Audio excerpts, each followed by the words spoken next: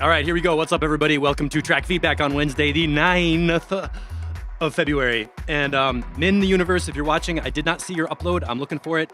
Discord is open if you can get it in there right now. I can grab it. I just got Matt Schultz's track. We're going to do Scott Burke first because he got something to do. And before I start with Track Feedback proper, if you're watching this, you got to get into Discord with us. This is not a finance podcast, but Facebook took the biggest hit in its company's history recently, and people are, let's say, not looking at Facebook as a primary social media platform.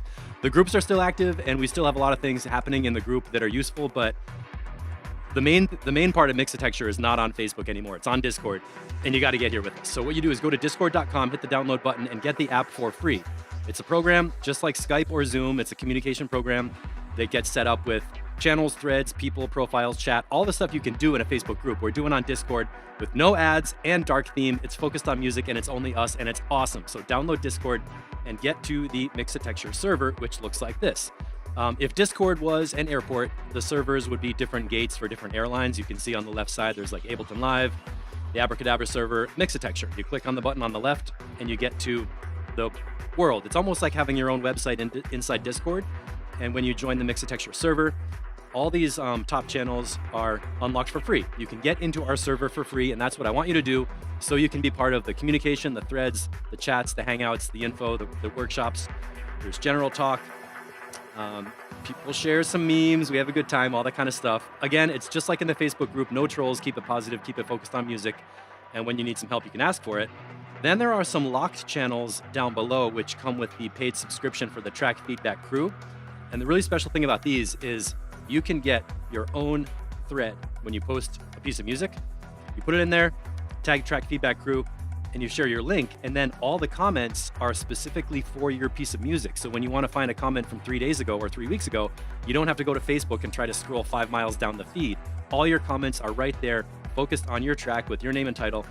And it's even better because it's genre specific, meaning whatever style of tracks you're making, everybody knows that's the style. You can get comments from people who are making music in that style, and you can get comments that are going to be useful. So for example, if you're posting, a deep house track, you might not want feedback from somebody who's making hard techno. Like maybe they can tell you, hey, it sounds good on my system, but the duration of track, the BPM, the structure of breaks and everything, the sound design, those are all very different between different genres. So we help you have feedback from people who are making the same style you're making, psytrance, techno, trance. We have a lot of house and techno, I'll tell you that. Some acid, some dub techno, some everything else, some breakbeats. And that is what you get access to when you join the Track Feedback crew, which is the number one thing you should do to get your music ready for release. I'm not going to do a big hard sales pitch on that right now. It's on patreon.com/Mixitecture, and that is where you get in to make progress. The main idea is that everybody needs feedback on our music. I don't care if the whole reason we make music is to have other people hear it and give us feedback. So you can wait until your first time playing it at a club to see if it works, or you can get feedback from a crew of producers, some of whom are professional mix engineers, mastering engineers, label owners, and DJs, and just get some encouragement to make sure that it does sound good, it does work, it's going to connect with your audience, and you're not going to have a horrific disaster when you get on stage and press play and something awful comes out. So that's what it's all about. All right, got a little chat going. We got Mr. Melvis in here. Min, you're here. Good. I still have Discord open, but I did not see your track. So let's look. This is my life as a Discord user. So here's the feedback area. And Maxime's here. I got your track for today. And there's like a 45-second lag. So anytime I ask a question, I have to wait for it to show up. Sometimes people post a link and they don't create a new thread. So if it's not in-house, would it be in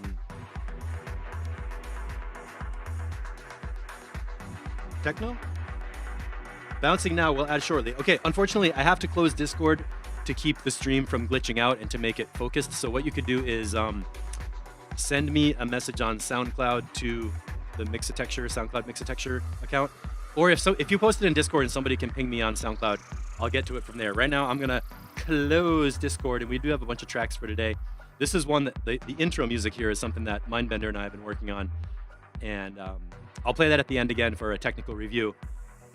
A hot tip, I wanted to talk about collaborations a little bit. It's so much fun to collaborate with another person, and I wanted to point out the difference between collaborating versus paying someone to make your music better. Because when you do a collab, it's all about like letting go, opening new influences, and being willing for your track to go in a different direction that you might not have planned.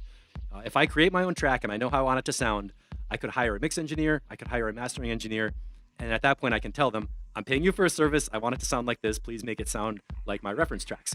And that's not what this is. I love collaborations because someone can show up and be like, hey, I got a BPM, I got a kick drum and a bass line and a key signature, you know? Like, let's put this together and make a track.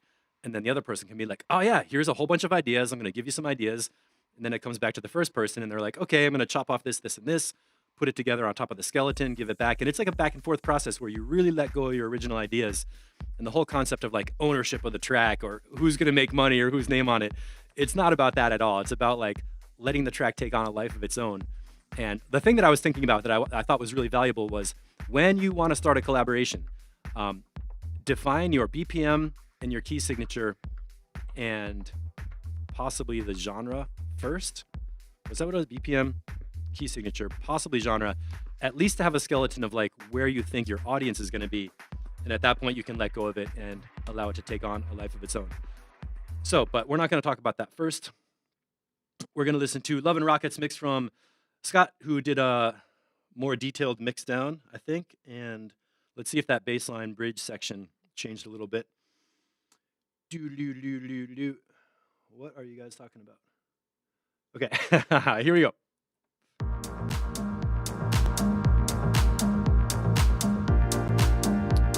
That's me putting up the broadcast stream level.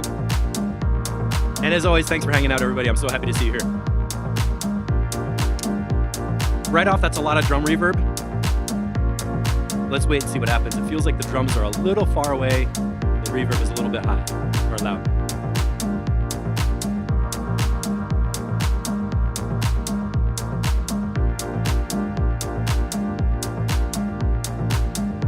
Oh.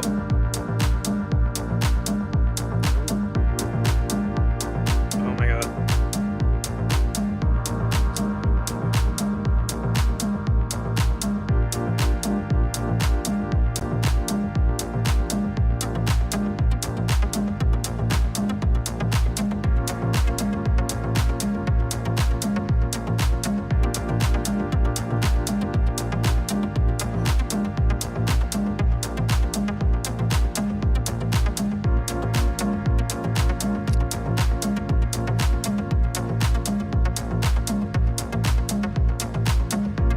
Low end is feeling good. That's what I meant to say before I opened Zoom.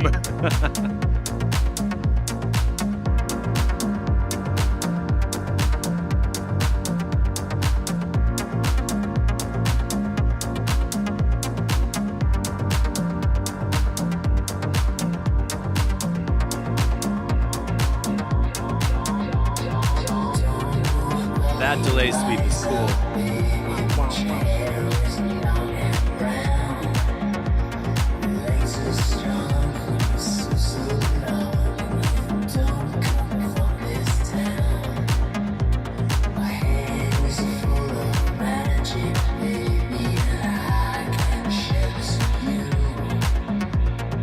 Okay, at this point the drums sound great. So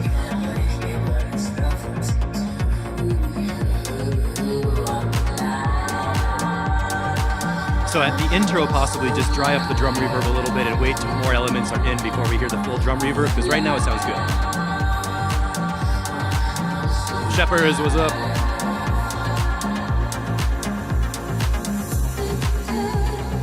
Nice touch on that cymbal sweep right there.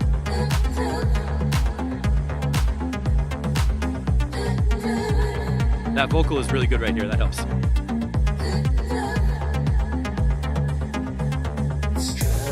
Yes, cool. Okay, so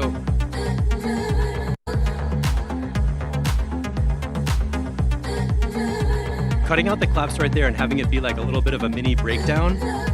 This little bridge thing makes a lot more sense compared to last time. I'm not even sure what you did differently, but now I recognized it instantly and it sounded right. And I didn't feel confused about the bassline motion or anything. So whatever you did, that was a good update. Oh, that hi-hat, yeah.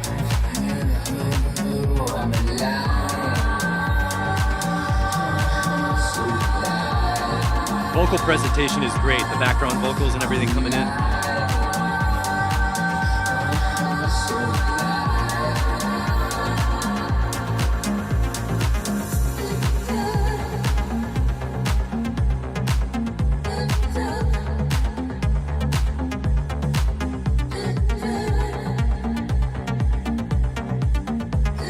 That bass line, what you're doing right there, totally works.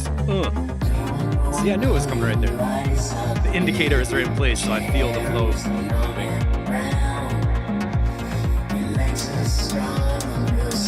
I could have that hi-hat a little louder.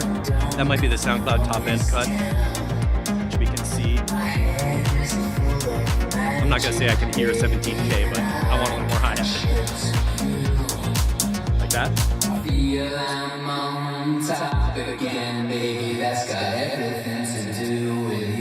Perfect. Let me give it a little high shelf EQ. And I would put that in the domain of mastering, maybe to just brighten up those highs a little bit. Hey, Paul's here, what's up?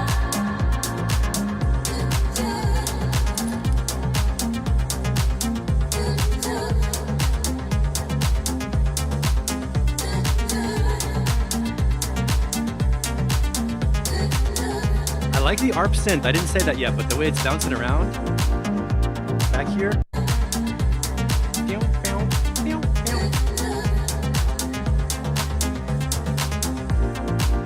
Is that synth a little bit detuned?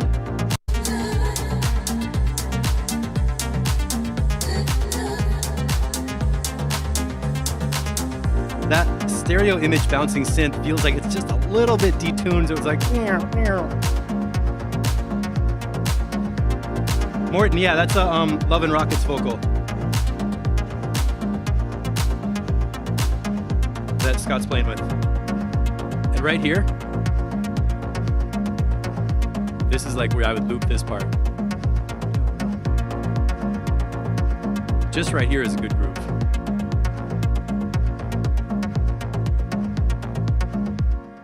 Okay, one more check. Let's go back to the, I'm gonna go in mono right here.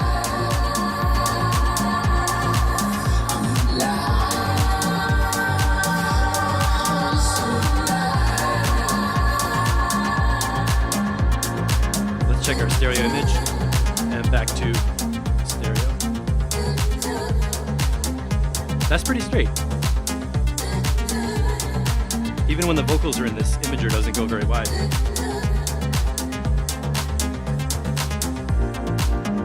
And I gotta figure out why when my mono signal's up, it looks like it's shifted to one side.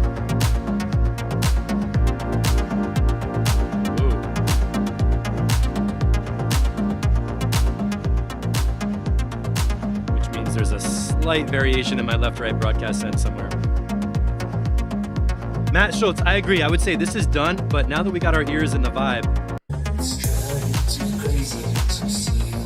Right here, drum mix and everything sounds super natural. Not supernatural, but very natural. Let's go back to the beginning and check that drum reverb again.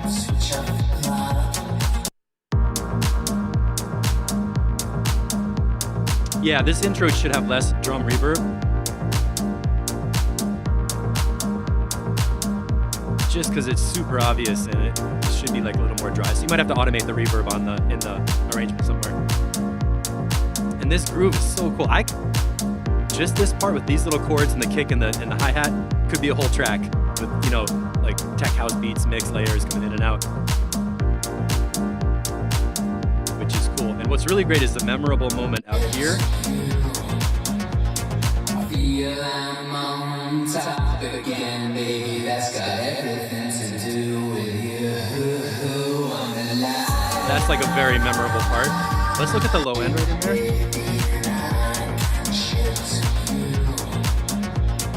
Feel I'm on top again, baby, that's got everything to do with you. Okay, for an extra creative idea that nobody asked for, in that gap where there's like a boom, boom, it's just a kick drum. It might be cool if the first kick drum, feel like I'm on top of the world, have it be like "Doof," one of those massive like IMAX theater impacts where the bass goes "Doof," and it's like an even deeper sub rattle than we heard with the kick drum. I'm not saying that's a good idea, but I just felt like, oh, maybe you could have one of those dive bomb bassline things in there. Other than that, yeah, it's amazing. A lot of progress on this. It feels, the flow is awesome. Vocals are great. Low end is good. Technical mix is good. Just that drum reverb, I think. We're cool. So by Saturday, let's see if this can get done. Good job, Scott. And I'm glad you showed up. I'm glad we got this played while you were here. That's what I'm saying. Now, I haven't listened to this. One of my favorite things is listening to tracks for the first time and seeing what's going on. So let's see what's going on. Oh, EQ flat. Let's raise the master level here. Nice buttery kick drum.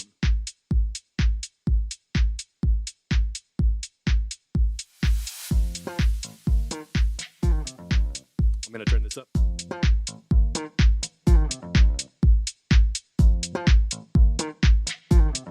Look how much high frequency there can be on a bass line.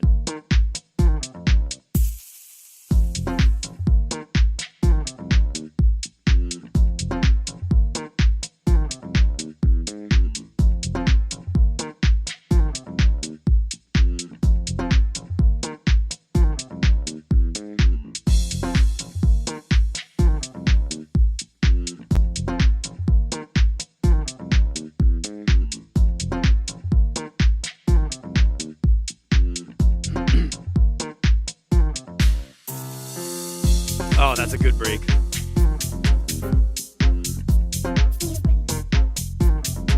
Wait, I want to hear that again. Because we just got a whole, like, other layer coming in. The way that piano came in.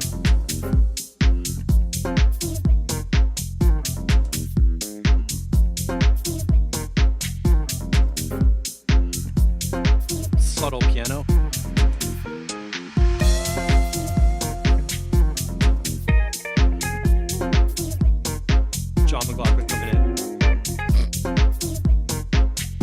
Little vocal chop? What is that?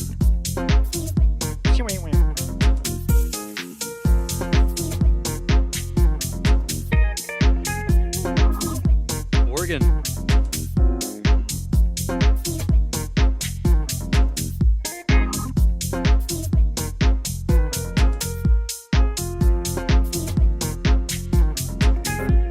And those strings coming in. Totally got the vibe.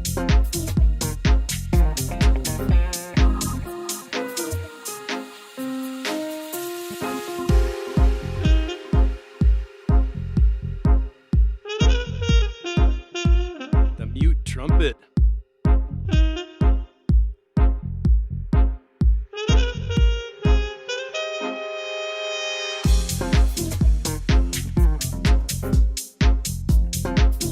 This is for like expensive cocktails.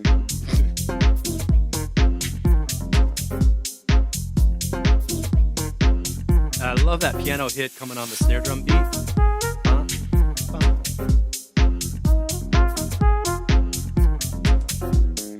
Oh, Martin, good tip. Boost around 100 to 300 hertz to get more booty on the vocals.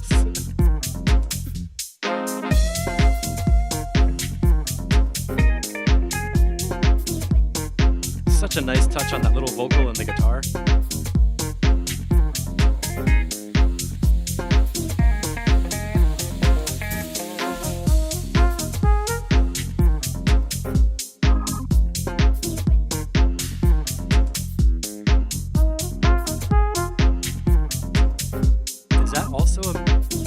That sounds like a flugelhorn or something.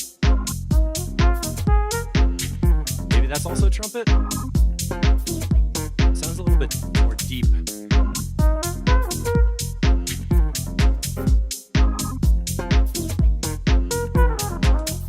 I don't have any tips, man. This is so good right now.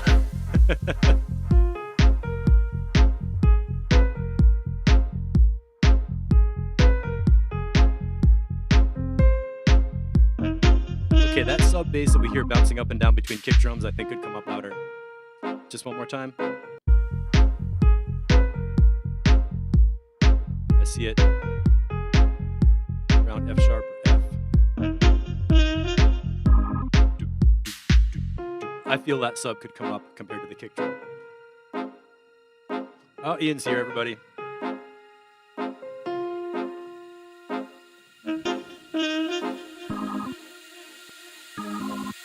then organ.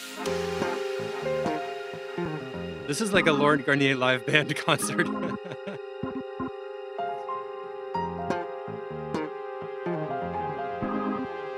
Nice delay sweep right there.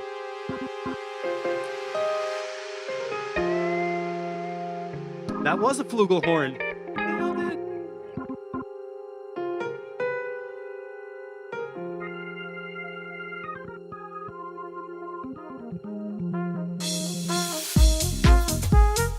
Sweet drops. You got a great touch on the piano. This is that thing where the piano sounds so realistic I can't quite tell if it's like an old Errol Garner record or something. Yeah, I got you. I'm in the headphones too. It's beautiful. Need a little bit of low end feedback if y'all think the sub bass should come up. Boom, boom, boom, boom. Or if we wanted to get into the conversation about, low end compression during mastering to equalize kick and sub bass pressure, that could happen. The solo. Yeah, Matt. Electro swing, throw it in with the. I don't know if Parov Stellar is still popular, but he had some deadly tracks in 2011.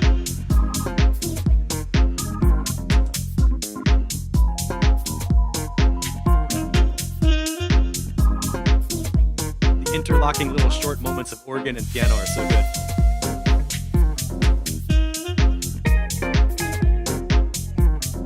The Garner callback, yeah.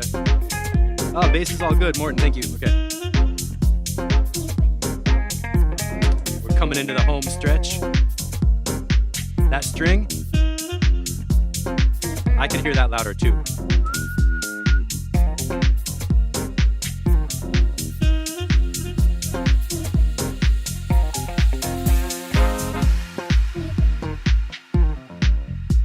Perfect.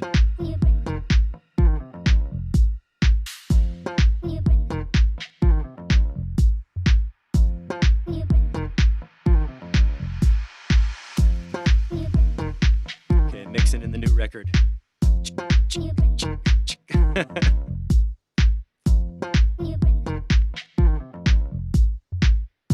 So what did Henry Cooper play? Who's Henry Cooper? Ooh, proper. Good structure. Remember the intro? What announced the big change?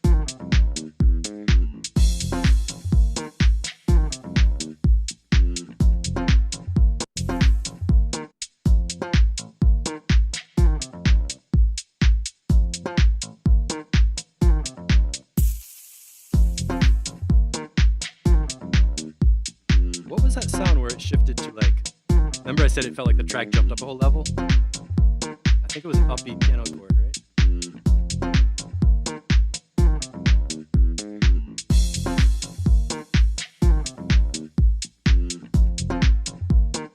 Lost. Okay, right there. Boom, boom. The 5-1 resolution. At the beginning, taking us in. Did I miss it or was it early? I'm so into those signals that tell you where you are in the track and communicate to other people what's happening, even if it's just the DJ communicating to the dance floor. But such a signal as that, boom, boom, is like a total thing you would do as a band leader. Be like 5-1, okay, we're done, like that. So it's really cool that big signal happened right here towards the end and then at the beginning to bring in the track. So if you were doing this with a bass player and a DJ just playing beats from live, and then you had soloists, that's the signal to tell them, all right, we're done mixing in, now we're playing, here's where the song happens. And it's like the bookends, the start and end of the song. Henry played muted, okay, horns. End it with a little blues lick. Claps, claps, claps. You got the comments in the chat. I love it. It's beautiful. I can see that a lot of work went in on the front end for recording and getting the people in the parts. And then the timeline is perfect. Mix is damn good. We could debate the sub bass notes and the kick drum pressure level in the mix, I guess, but it sounds like you got it nailed. Like, really good job. Morton's talking about a Moog as usual. Really amazing. All right. I'm sorry for whoever has to come after this. But do you have any updates that you want to do? Like, I'm not sure what you're asking for on feedback, but it's like you're bringing us in this polished thing that's like, blah, like done. So I hope the feedback was helpful. Now, Danat's got a new one. Let's see what we got. The Danat style. EQ flat. Here we go. All right, Scott. See you all on Discord. Thanks for being here.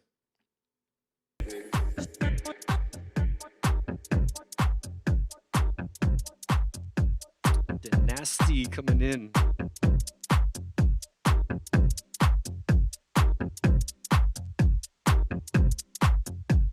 Collapse texture. No. We're going to rename the group to Ian's Ambient Friends.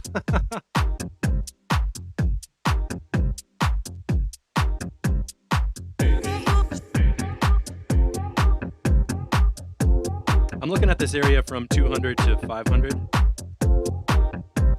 In the opening, the bass sound feels kind of chunky in that space.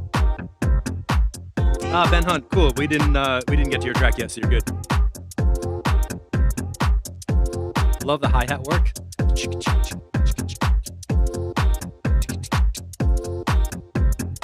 Can't quite catch it. It's like, okay, that one cymbal, reverse cymbal, might have been a little loud, but whatever.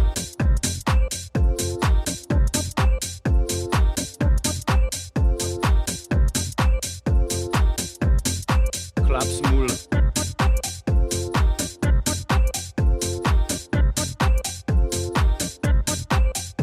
I like the high frequency little.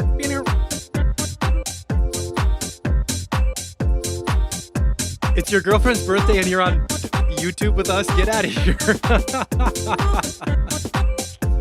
That's dedication, jeez. Happy birthday.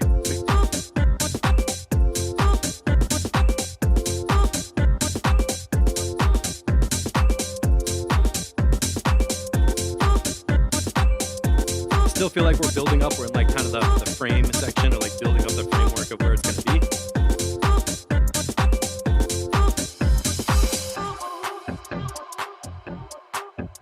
Right there, you can see that. Like above 150, it can feel real woody and boxy.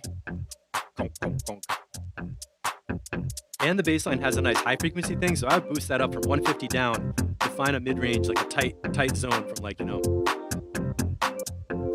like 80 up to 160. Let the bass line be big. Scoop out the whole 200 to 700 or something and get that metallic kind of thing on top. So your bass line has a sound, and the mids are not like a hollow feel. Feedback must be had, yeah. Totally in the groove right here.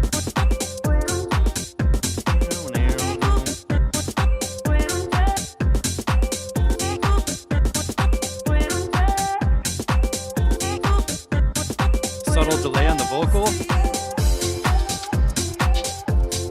Yes. And that subtle keyboard part.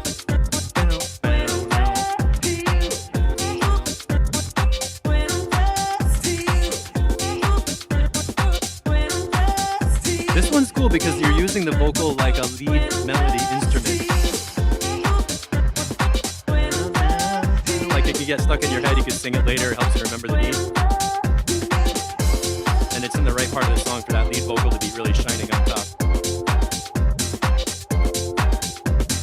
Ooh, are those some violin stabs in there?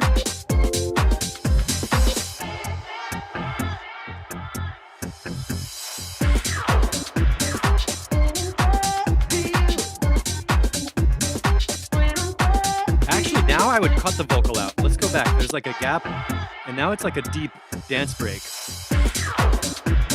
Right here, no vocal, because we just heard it a lot. It was perfect. Now let it ride and have that little violin thing going. make those violin string hits kind of louder. So we have a second higher frequency melody thing that's not competing with the vocal. Maybe bring the vocal back later. Let's see.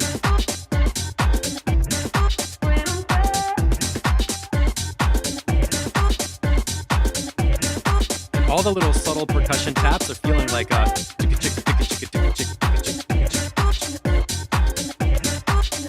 kind of a subtle energy level in the percussion bubbling. I really like that part. And that's disco vibes for sure.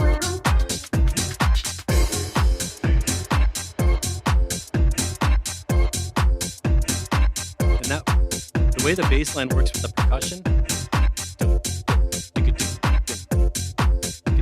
all those subtle rhythms playing against the kick drum are so good.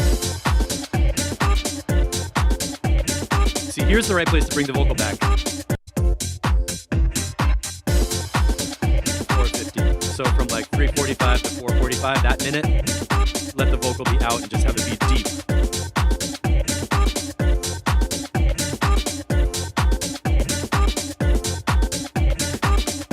So this level of commentary is kind of like one thing you could subtract to make the track actually better.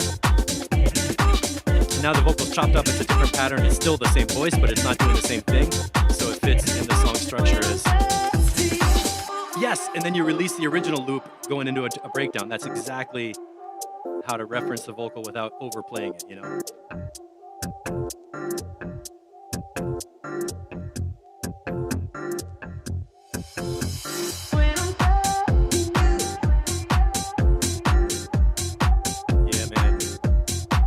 Some boogie shit right here.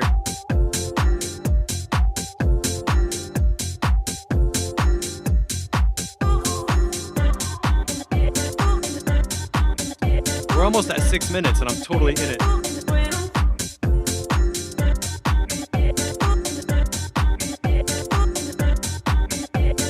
I like these little vocal chops now.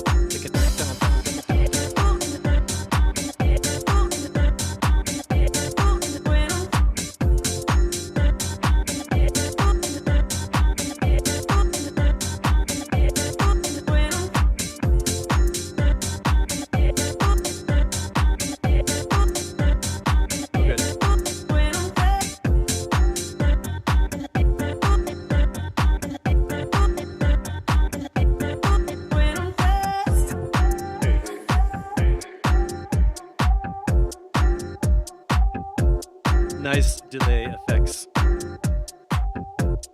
Do we get the reverb tails? I don't think so. Boom, boom, boom.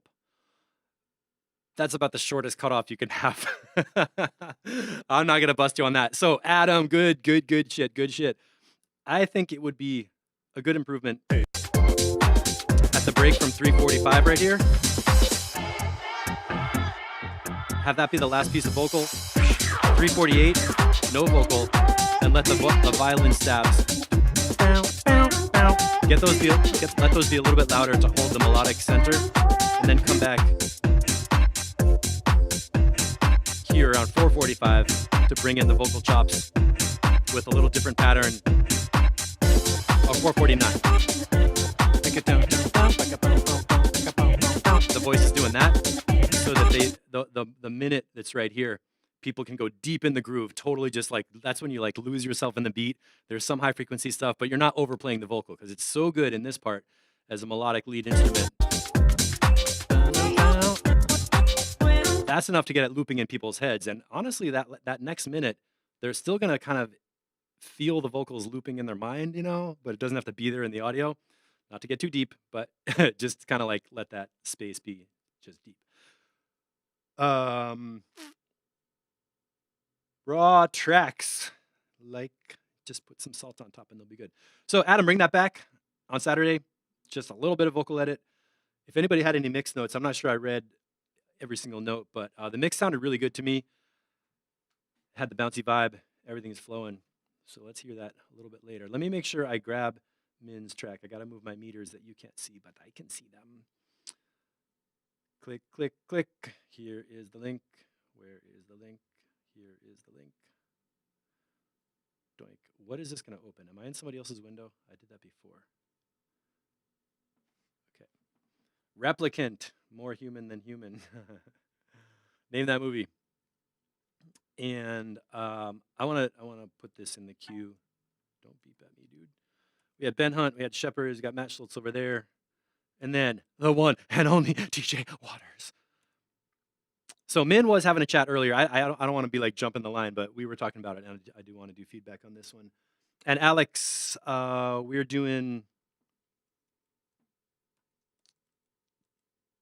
Forgotten Valleys. Oh shit! You know what? I just closed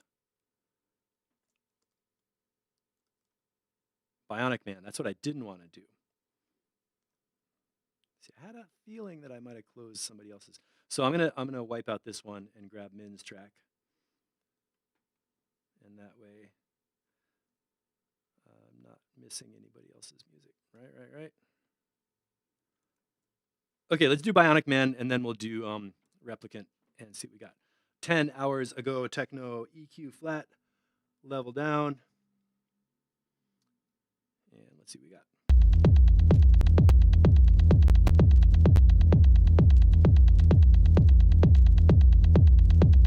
I just heard a couple little glitches. Let me start this over.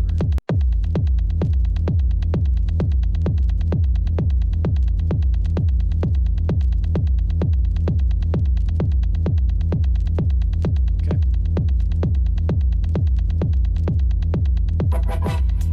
Ooh, that was wide. Wow, that was clean. These sound effects are super cool. They're coming through quite clearly on top of my heavy low end.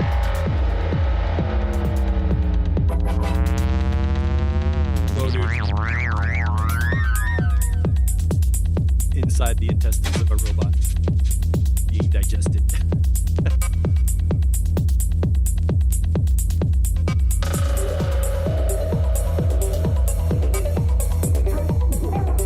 All right, sound design is getting a thumbs up right now.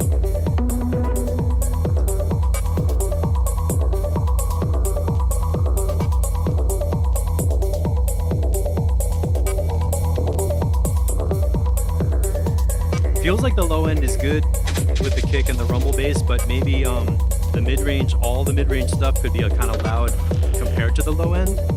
So if I played this on a system and turned it up to where the low end sounded good, the mids might be like, whoa.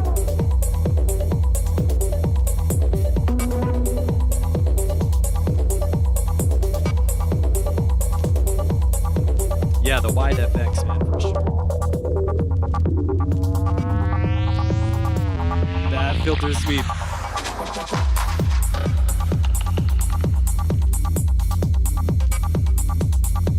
I'm gonna give it a little low end EQ boost. Let me turn it down so I don't jack your receptors. Okay, low end up. Let's say that's a 3 dB boost at 60 hertz shelf. Bring it back in. Because this is one where you want the low end to be just like. Shepherds, how's that low end feel for you?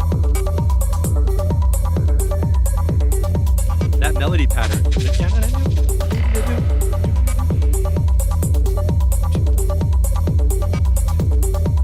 Techno is so good with like 1 bar melodies or even 2 beats, right? 1, 2, 1, 2, 1, 2, 1. Like the looping cycle is a lot shorter. Caesar, hey, what's up?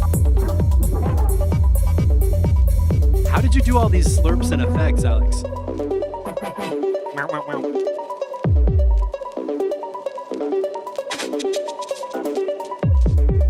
Yes. Give me those bass hits.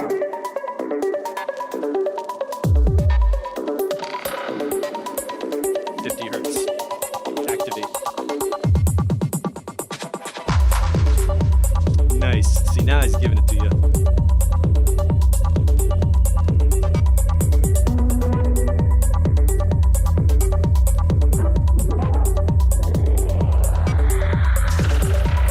Some of those are almost coming out of like the dubstep world.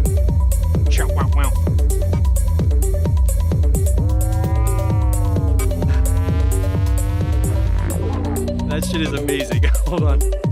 Some of the growls are kind of bright, and then there's like, wow.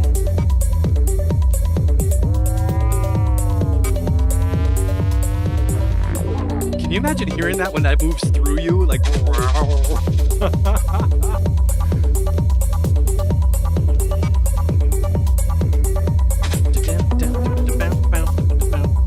That little melody keeps it going totally for me.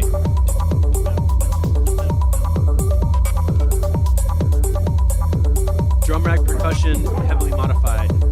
Anytime you want to share your drum rack presets, drop them in Discord. If you're open to that, that'd be fun.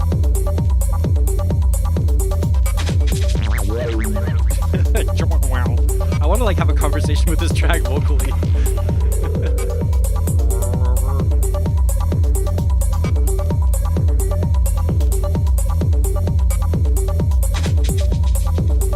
You have the hypnotic seal of approval. Like, nice delay. So it does feel like the mid-range could use like kind of some compression so that the really like jumpy dynamic sounds are not quite as poking out so much. At the beginning I said, you know, maybe I want the low end a little heavier, which is still true, but if you take the mid-range and compress that, or maybe like compress all your sounds before the stereo mix, you could have it feel like each one of them is still loud and then it recedes into the background and the other ones come up to fill the space.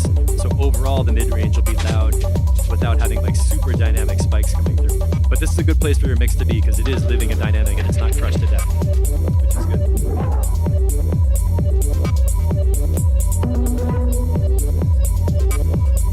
Now that sound is morphing. I don't know.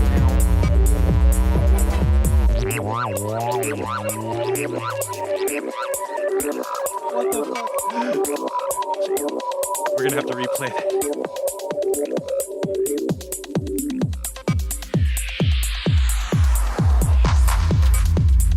I like how that kick drum came in. One more time. That shit was just out of control.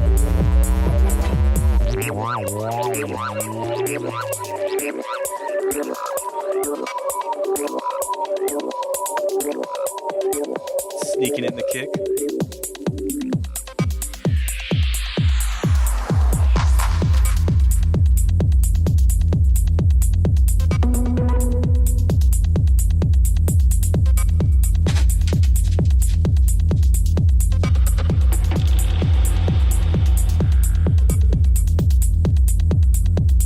Now it's like super minimal.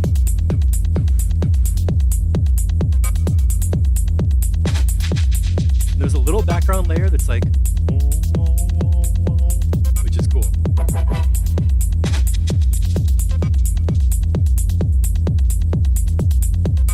I gotta say, this is a great blend of random and kind of understandable. Like all the sounds are really enjoyable. They're not like shocking or too piercing or like distracting. It's just like a good blend of sounds coming and going. There's that sound getting louder.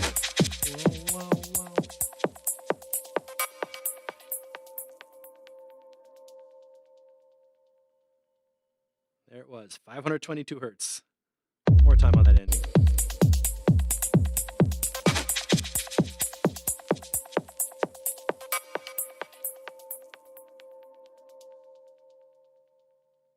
Nice little washed out delay. All right, I cannot stop myself. We're going back right here.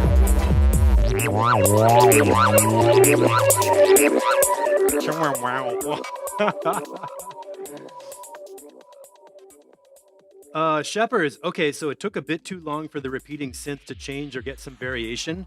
I did notice over here that repeating synth got longer.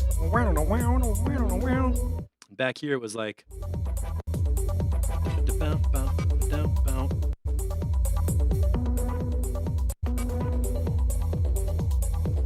So yeah, it's like a background layer at first, giving you that repetitive thing. And then over here.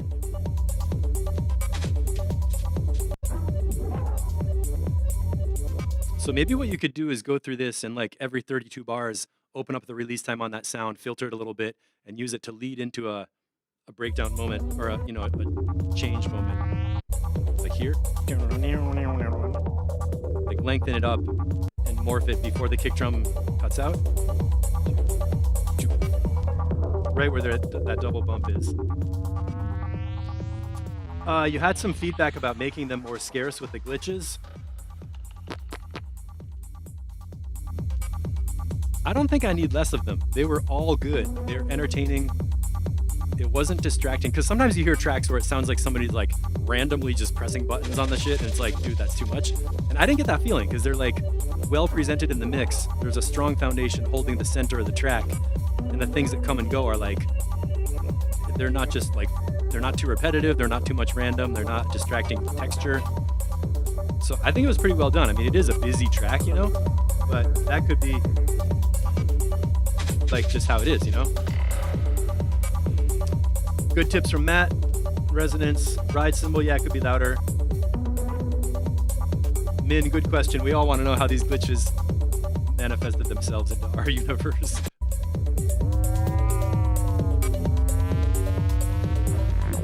That one?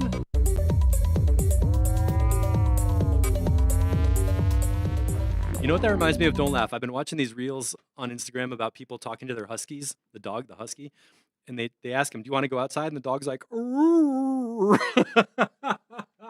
you can tell the dog is talking to the person, but it's not language. Well, it's dog language.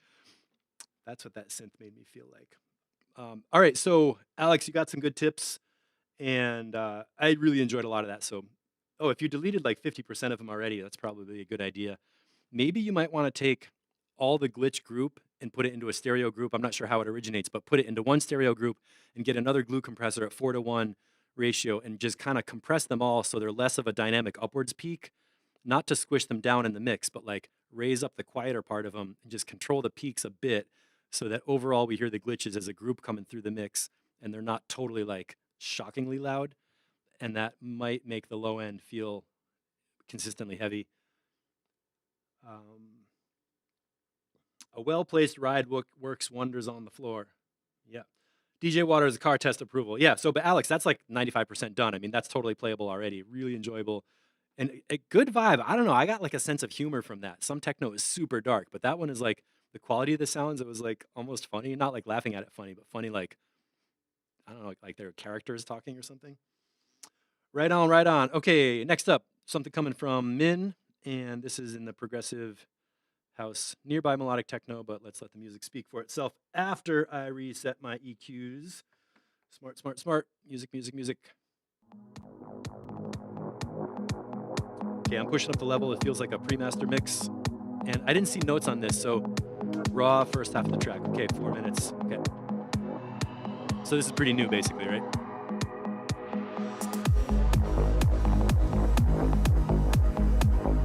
Nice space. Feeling the low end, feeling the space on the pulse. So we're good. Maybe I'll push this a little more.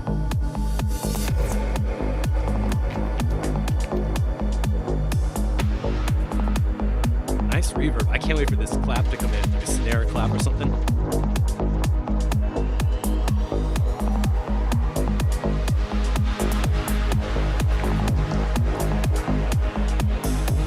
LSD music. Nice stereo width, those rattle kind of things.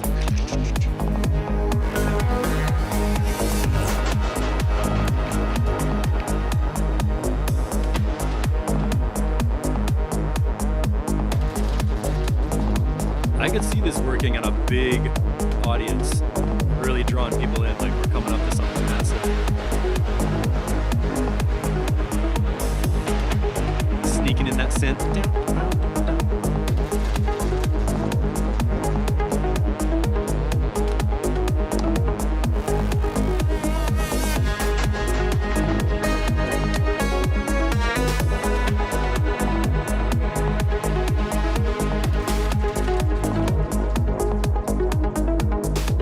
FM bassy stab, yeah.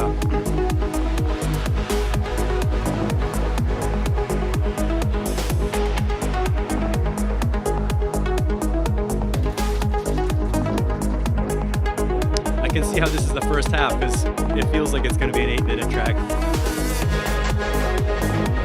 That hi-hat right there. So that lead might be a little bit loud. Down, down, down, down. That one was a little loud.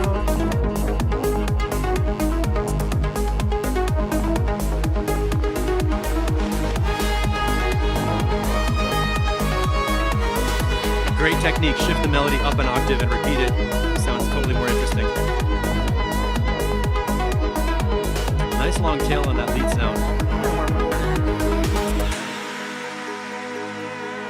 Okay. Those bells.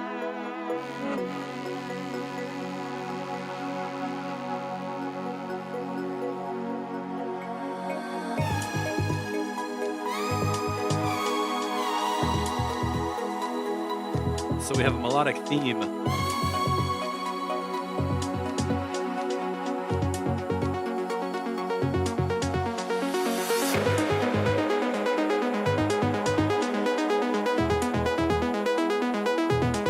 I could use a little more low end on that bass sound.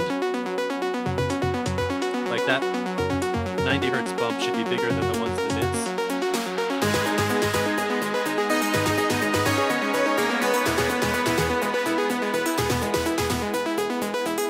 Here's an EQ on the bass. Like if it felt like that, that would be okay. And back to flat.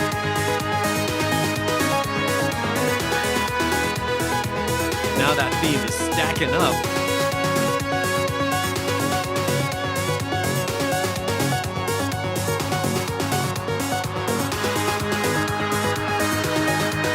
This is a big ride. This is like a long hill going up.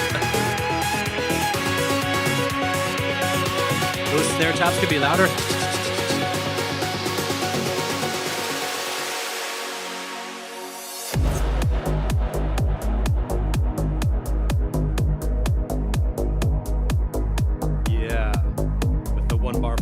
Now we're coming in, so now it's getting heavy.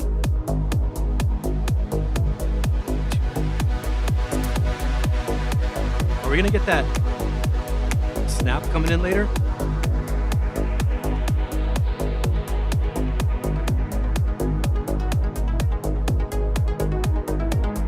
Okay.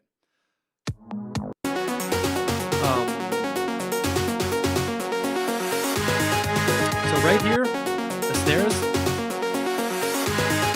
they were clear for a second, but a little bit later, here, those snare buildups, that roll should be louder. Whatever the pattern is. Nice false drop.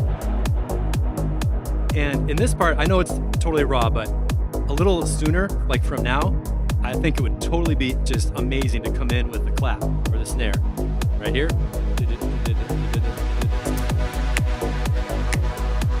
Give us the backbeat around this point. I'm not sure what your percussion world is going to be like for the rest of the track, but after such an amazing build-up, let people get hyped with it, and that backbeat sound is what kicks it up a notch, and then you add the hi-hat and the open hi-hat and the ride, or whatever, not to be predictable with the ride sound, but dude, no snap clap currently. Got to get on the snap clap. We have people to help you with that. Inside joke with the track that's coming up on noise control and everything else. So I am amazed at how well you crafted that build-up. That was basically a 4-minute build-up to get people just like going out of their freaking mind. And genre-wise, this pushes on the trance world of 8 to 9 minute epic, beautiful, gorgeous, sweeping tracks that take a long time and people are coming with it. So yeah, next time, if you want to just work on the second half of the track from here, from the false drop area,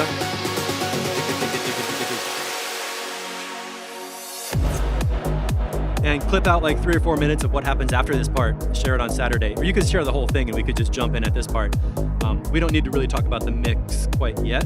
The mix is pretty solid. It's really like very listenable. I had a couple notes about the melody being sort of too loud or whatever, but that all gets fixed later on. And basically work on really building up the layers of percussion and sections of what happens here to give it that dance floor vibe so people totally stay in it. I guess I'm just describing my process. What I would do is build out the second half for how the beats are going to happen, then go through and do the melodic theme and tweak the effects and stuff, and then finally do the mix so that we get the full effect. Yeah, really good shit, man.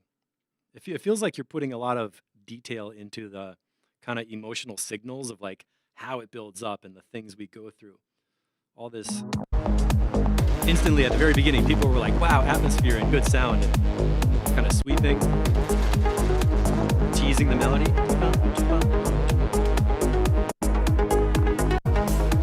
And there was a suspended chord change right here that I liked a lot.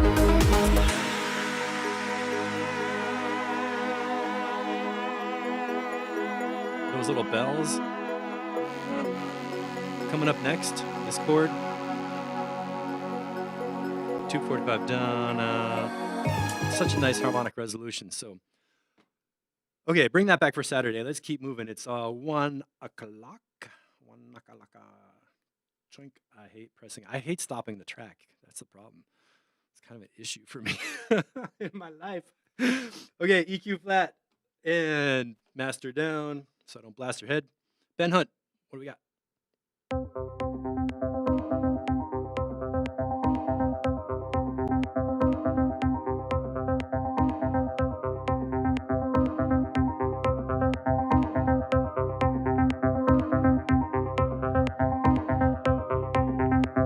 Rhythmically already great. Dun, dun, dun, dun, dun, dun, dun, dun, dun.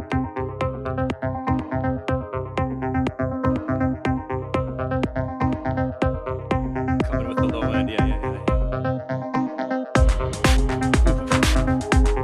That kick drum's heavy.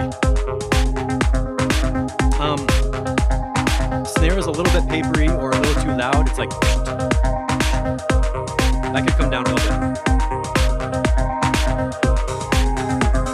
Yeah, and then that open hi-hat could come off a little bit because the snare is like really loud.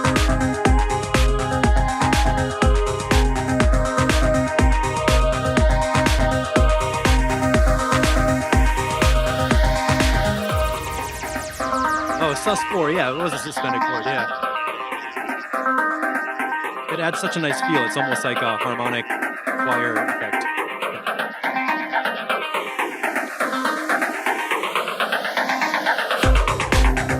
Flangerland. Hold on a second.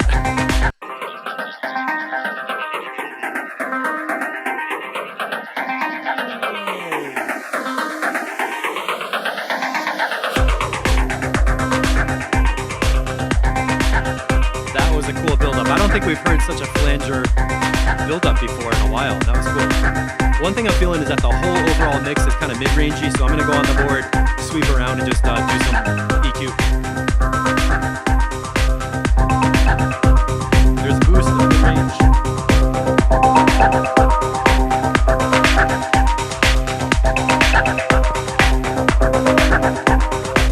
So here's my EQ around 1,000 hertz. I'm going to boost. It's like, if I tuck that down a little bit, like that's too much. Here's back to flat. There's just a little dip out around that 1000K area. So the mids are not so peaky. Because you have a bunch of sounds that are combining to make the mid-range kind of a little too, not bright, but like throaty, like, you know?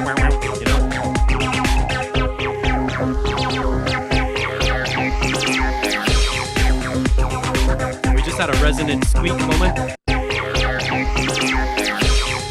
It's like the filter almost starts to whistle when it gets resonant.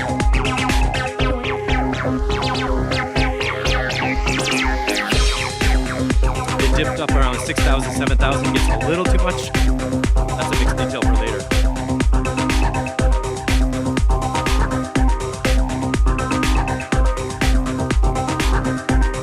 Yeah, great sound design today.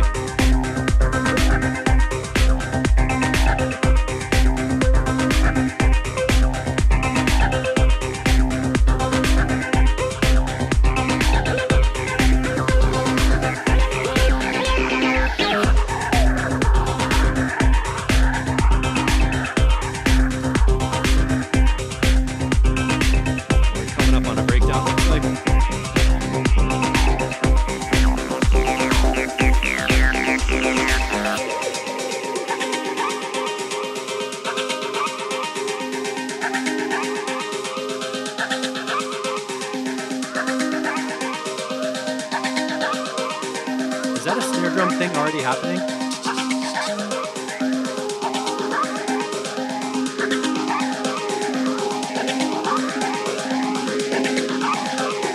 Okay, now it's good. The snare drum is built up.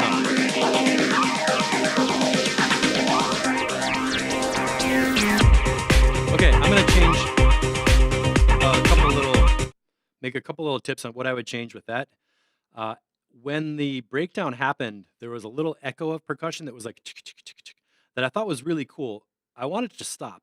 And the reason I want that snare layer to just totally drop out for like half that breakdown is because the synths are so cool that you could leave them floating in space with no drums, no percussion at all, and it would be really good. And then ramp in that snare drum after that section. And honestly, I would keep it going all the way through the drop and not have that little gap. So let's just listen to this again. Sweep. Here, there's a little delay, and then by 3:15, I would have all the percussion out. Let those synths really bounce around on top because it's totally cool. Let's count for a little bit.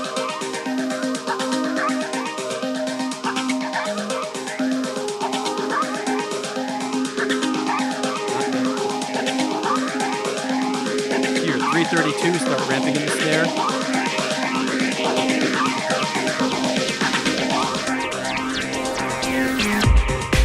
And I would have another measure of snare.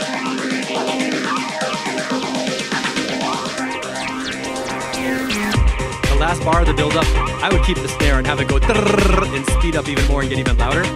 Somehow about the character of the track feels like a gap isn't quite right, like the snare could just rush all the way up to the drop.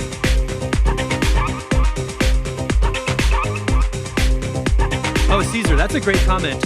Great sound design could use a more subtracting arrangement. Ooh, Oliver's here, watch out. Let me skip ahead a little bit.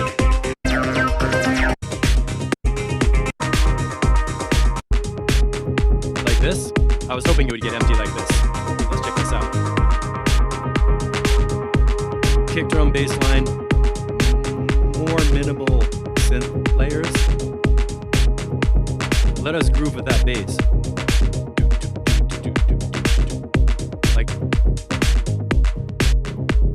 Because we could use a break from all the swimming synth area up on top, all those high mids and stuff. So if you give us a section like this, somewhere earlier in the track, and then just sprinkle in a couple little synth hits, it'd be great.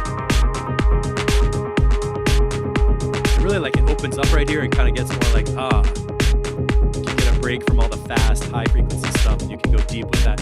That one pad is great. Ooh, that layer, bass line, the synth pad, and the beat.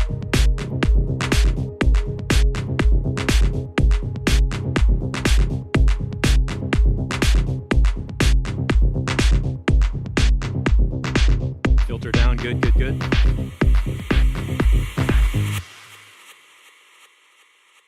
And the ending is cool. Yeah, cool shit, man. I think I like this flanger break.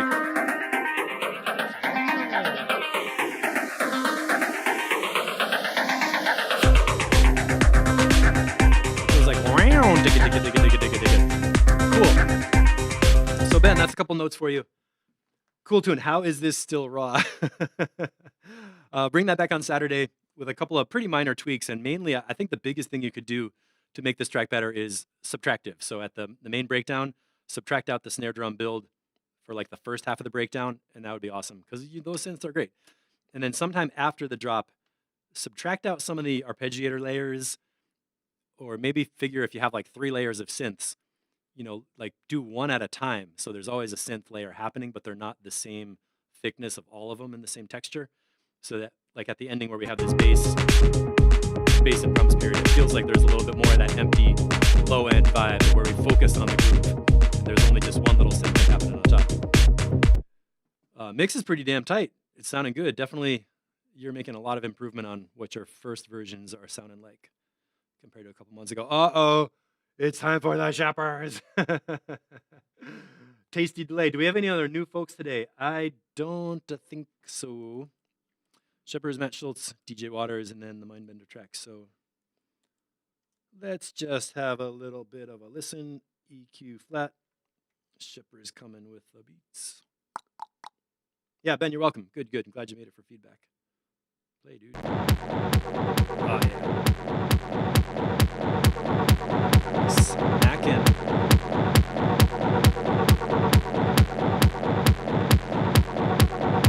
That high frequency.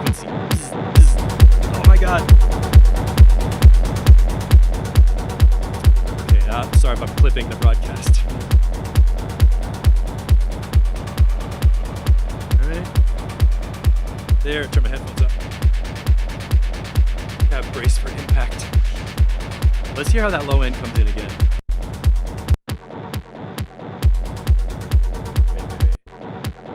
That high frequency buzz. Bzz, bzz, bzz.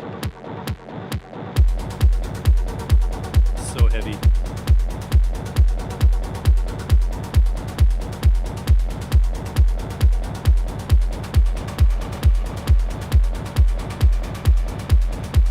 Oh, and Min, I sent you an email about your account, so check that.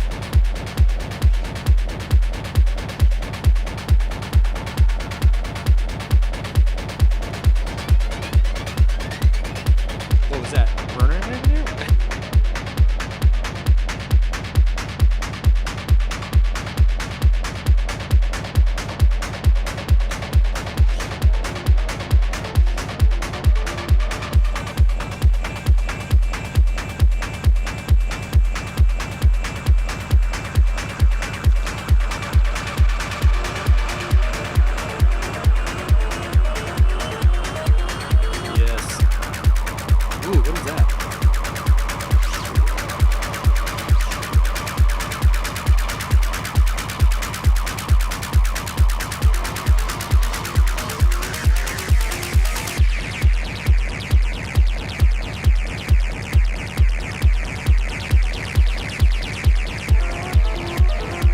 That layer, the bleeble.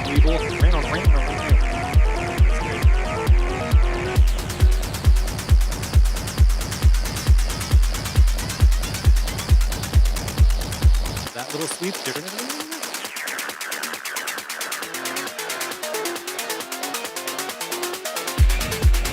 I think that sound could be louder. I'm gonna call it the bleeble. This one. That could be louder.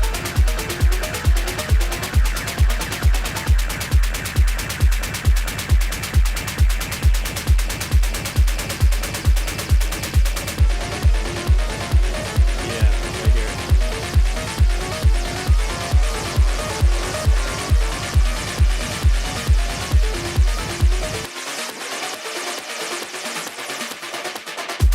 That's a really good change. What just happened with that synth? Did it get shorter?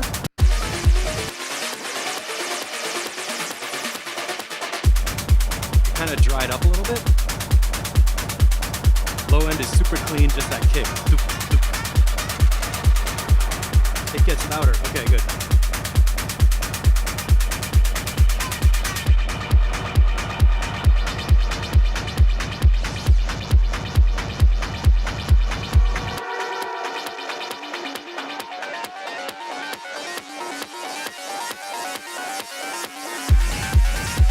There we go.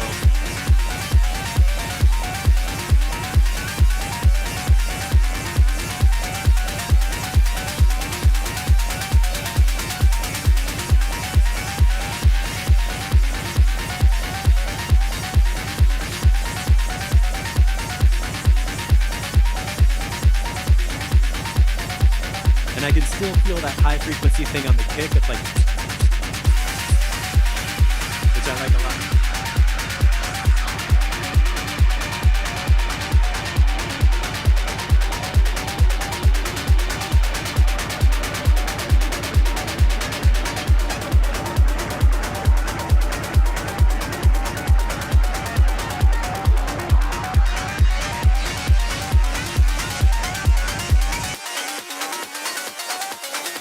Yeah, tweak that shit.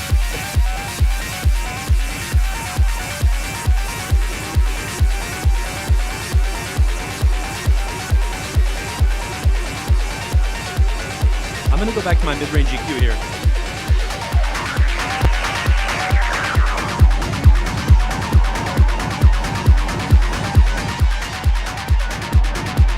Check this out. I'm gonna cut the low end.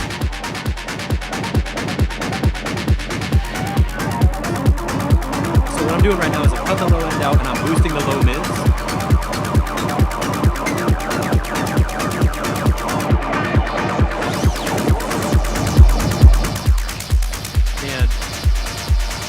what I just found in the low mids is there is a feeling of the upbeat, like whoa, whoa, whoa, whoa. But I'm not quite hearing it with the kick drum being so big. I'm gonna do that one more time. So here's cutting the lows, boosting down to like 300.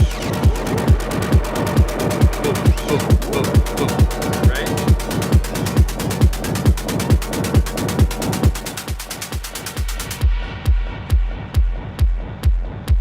Right here.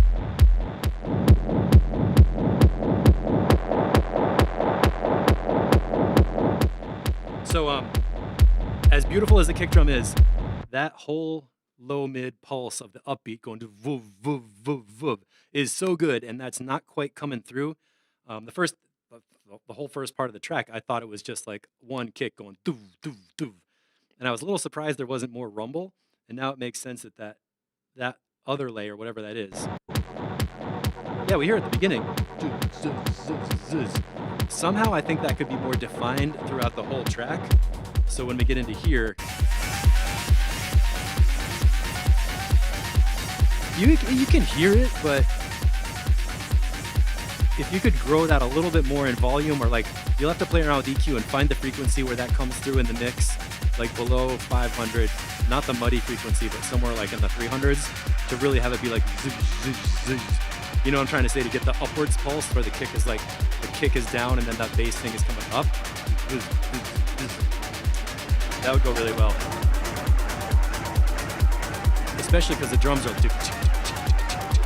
There's a percussion upbeat too that matches that buzz upbeat. Right here. So good. That's my main comment, and it's a minor detail, but I think it'll make the track feel bouncier in kind of a subtle way, but it'll feel it.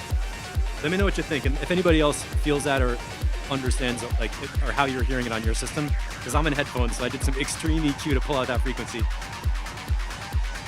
Shepard's turned that section down 1.5 dB. Huh? I mean, maybe just a little bit of EQ boost at like, find the frequency at, 300, 320 or whatever, and just do an EQ boost, which will effectively raise the volume enough that it comes through a little bit more. I think that'd be cool, it'd be okay. And one more time, the ending, what happened here? The smasher, I love it.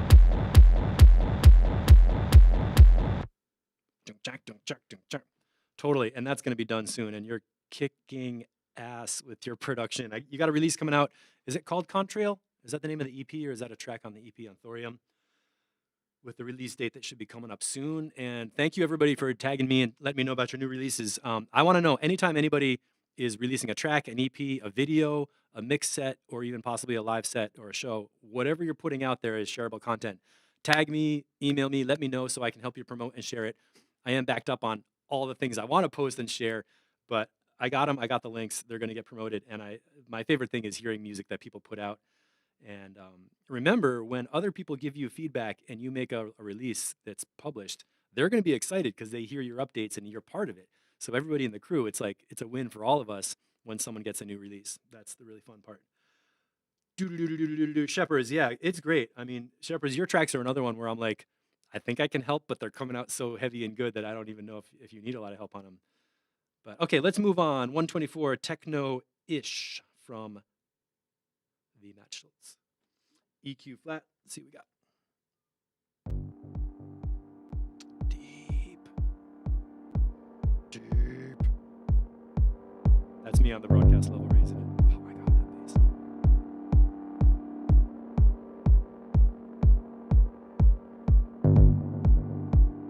Were you guys talking about lo-fi sound earlier? That gritty, granular lo-fi sound? Because I'm feeling that in a good way here. Shepherds, you're welcome.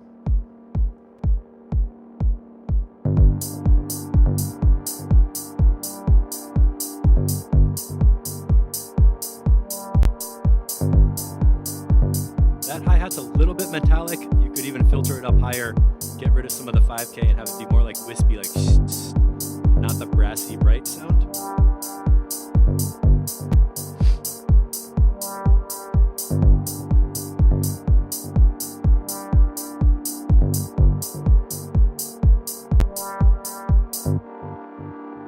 Okay, cool. The lo-fi thing is great.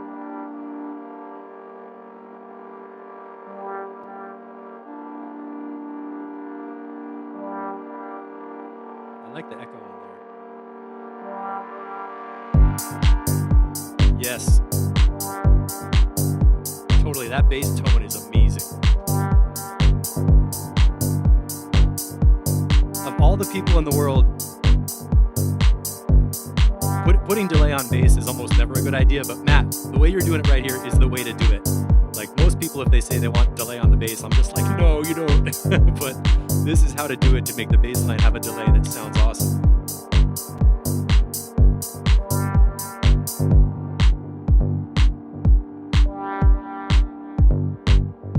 Yeah, man.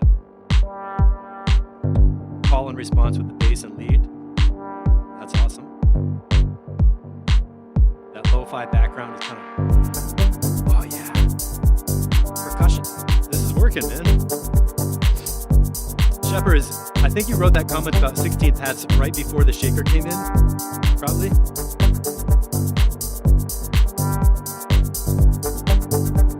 That's cool.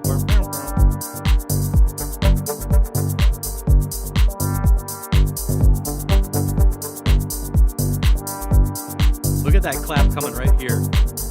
4K down to 1K. I like the clap sound, that's what I'm saying.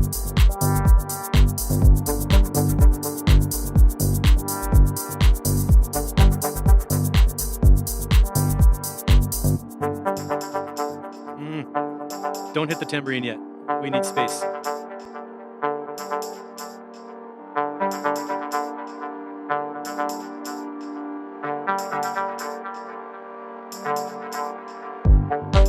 There. Save the tambourine until 308 because that space, the echo and the synths and the flow is like so beautiful right here. Just let us have the synths and no tambourine. It really, really will make it better. That clap. I like it how it's kind of nice and dry. It's really like clap. Little double claps. Clap, clap.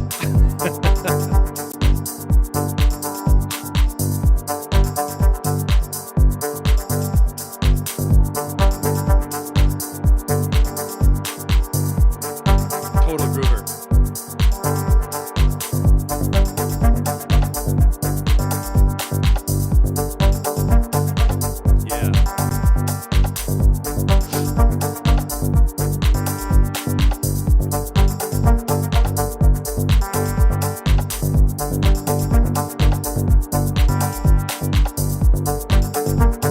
Bass pattern change.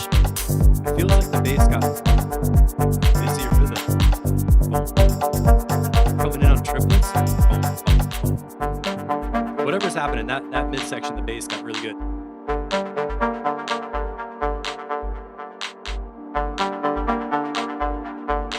And right here, I think maybe you could lose that sub bass. Yeah. Until 420 something.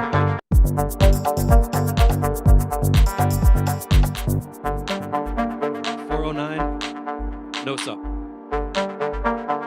Let the mid float. Then we can focus on that.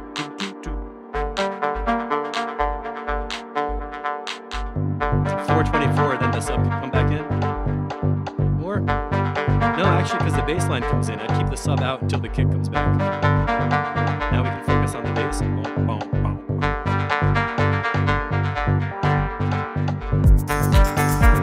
And then at 441, do the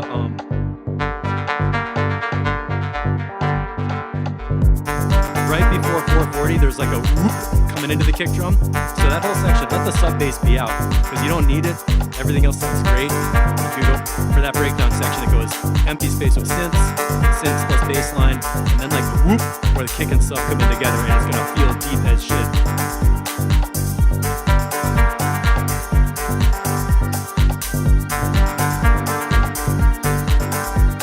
Great, swelling up, growing, get bigger. Yeah, this is perfect. Just synths and a little clap, that's all you need.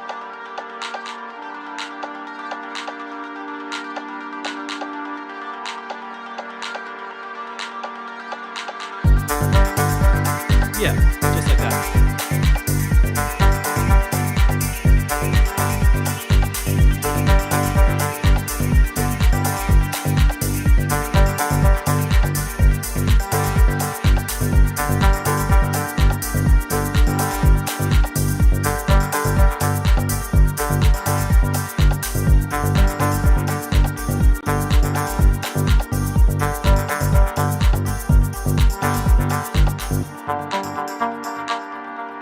That's an interesting question about how many breakdowns.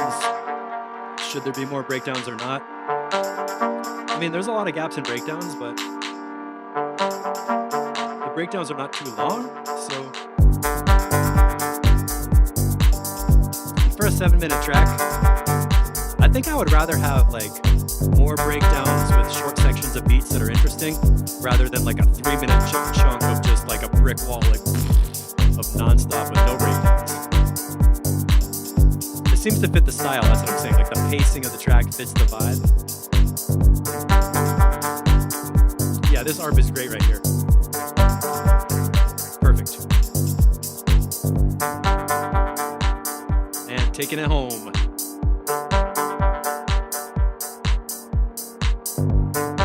That bass sound.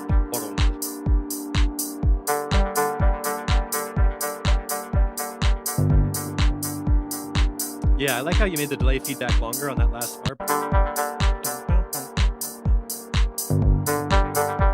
Right here.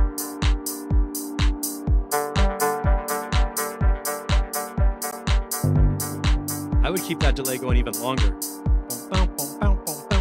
Totally let it like echo, echo, echo, filter, distort a little bit.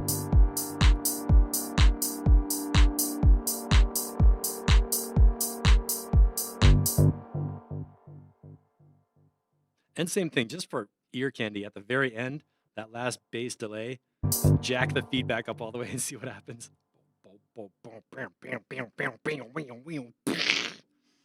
Mr. Melvis trying to make a getaway. Not smoking in the bathroom, I hope.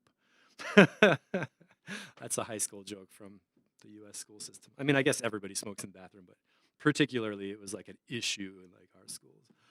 La la la la la. Dude, Matt Schultz, that's good. It's totally in the flow. Good sound. I love the echo on the bass line. It's so hard to do that right, and you really nailed it that way. A couple of comments you got that are important, and I honestly didn't have a problem with the song structure having breaks and dropouts and everything. Mainly the thing I felt was that the dropouts or the gap sections should be emptier. So when there's the sub bass in there, or definitely the tambourine came in too soon. And this is a universal thing for almost everybody. You can almost always remove one thing from your breakdown sections, and the other sounds are going to sound even better. And it gives us a deeper, like more faraway rest, which means when you come back in with the beats, the drop feels heavier and deeper and works even better. So that's a pretty universal recipe from me, and I say the same thing every time. Yeah, going from the progression, going from dark to kind of melodic and pretty at the end, definitely. So DJ Waters, report for duty. Whether you're driving, now's the time to step on the gas pedal. No, drive safe. And we're going to go through a couple DJ Waters tracks and ended up with a collaboration of Mindbender and Steve Knotts, which I think is a Mindbender track with me collaborating. This should not be my name on it, but he did some great work on it. So hang on a couple minutes. We're going to get a listen to that. And here we go, Noise Control version 2. Bye-bye, Dub Techno World. Yeah, man.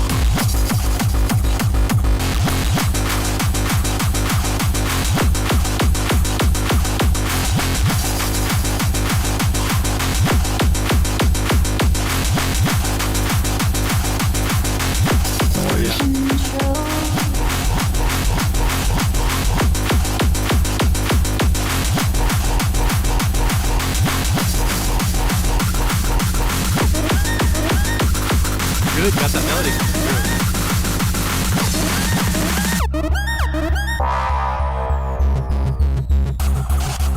Today is sound design day. Everybody's coming with great sounds.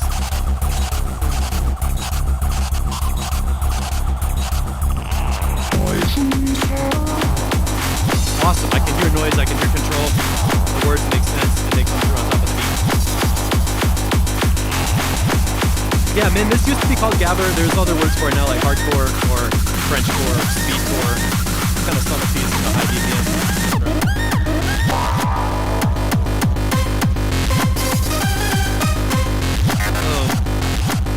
Okay, let me back off for a second. So the first thing I really like, Ian, is, I hope you're still listening, the overall rhythmic language. It's like do do do do do do do, and there's a little break and it comes back. So there's like this little rhythmic thing going on underneath. Just a minute ago, I heard kind of a lot of new melody. So let me rewind it back again.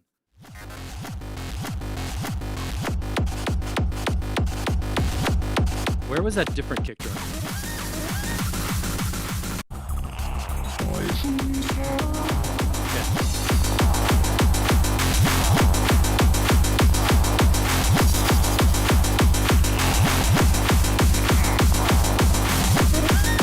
Because there was a really good shift to a different sound.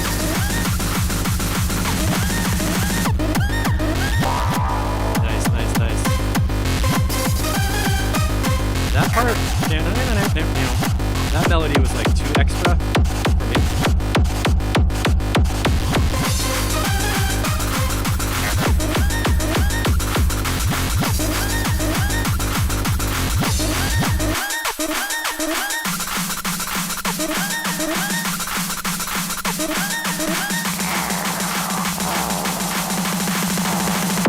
That was a good snare drum push.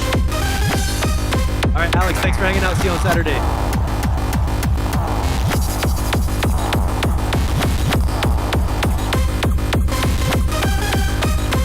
The lead is coming through nice and loud.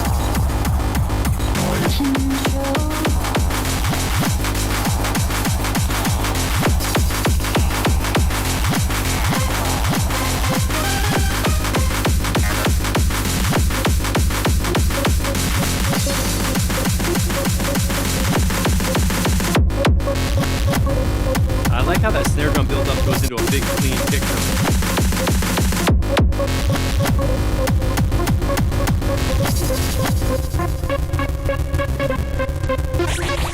Like right there, cut some of the low end out.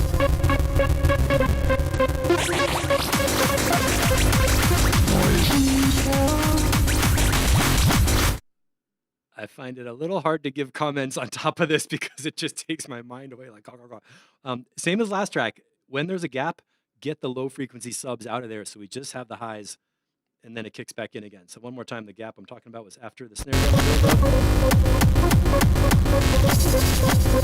Right here, get the low end out of there. And then it can come back in again.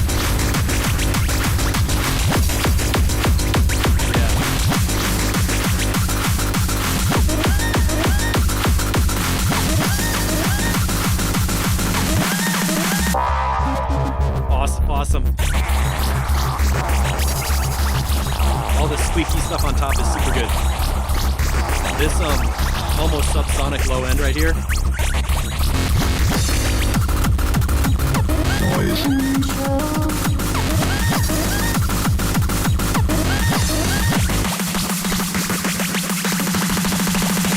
I like those snare drum build-ups today.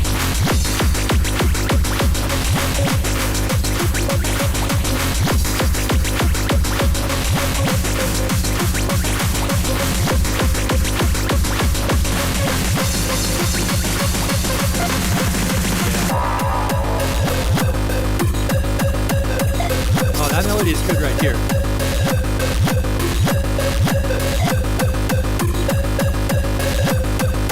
Great ending.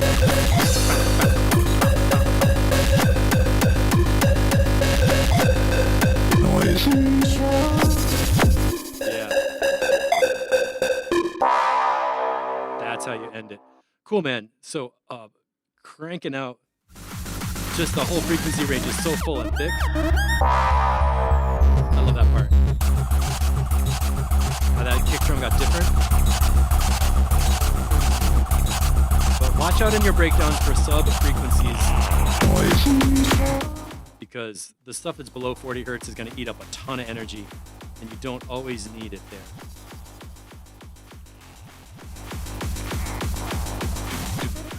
Cool. The first time I heard that melody, I didn't quite get it, but back here at the ending, this melody made sense.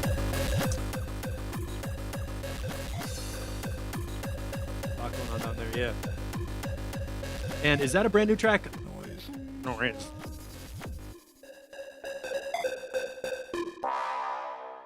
Because it's pretty solid. There was a couple spaces where I felt like the low end was going to flub out the system. Like, so maybe just watch out on that low end when there's no kick drum. Kind of watch the low end. Another thing I really liked was the snare drum buildups and stuff were just super bright, coming through to the next drops.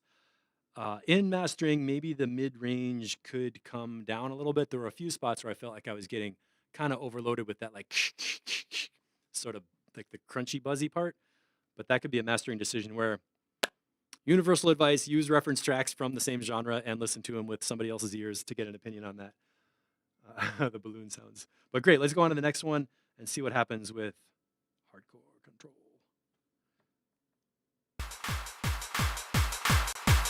This is a joke we were making about claps earlier.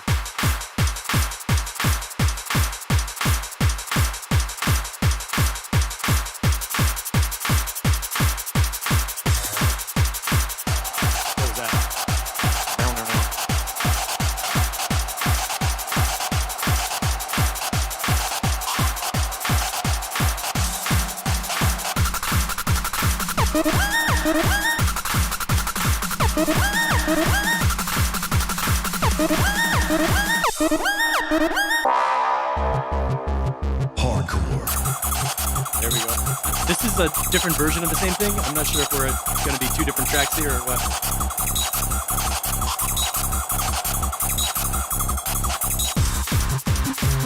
I'm going to take down some of the high mids up here.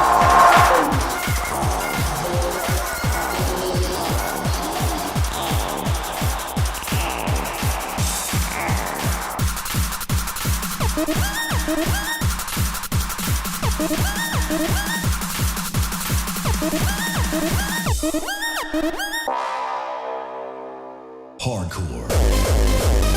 There we go.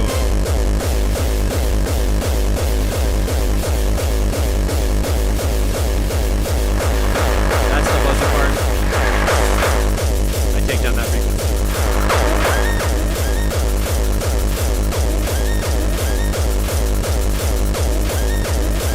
That little melody is a little too repetitive for me. Because without that, I get super into the grinder feel. Yeah, right here.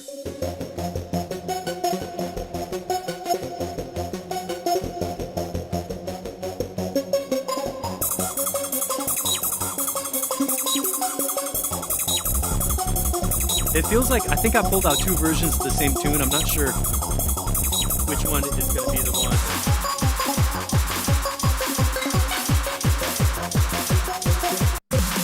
Hardcore. It sounds like the kick drums and stuff are different enough. It could be two tracks. The vocal samples are different.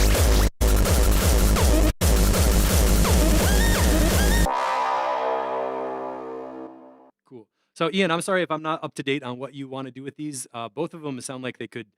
It sounds like you could have two different tracks, two different vocal samples. And if you were going to do that, the sample that's going,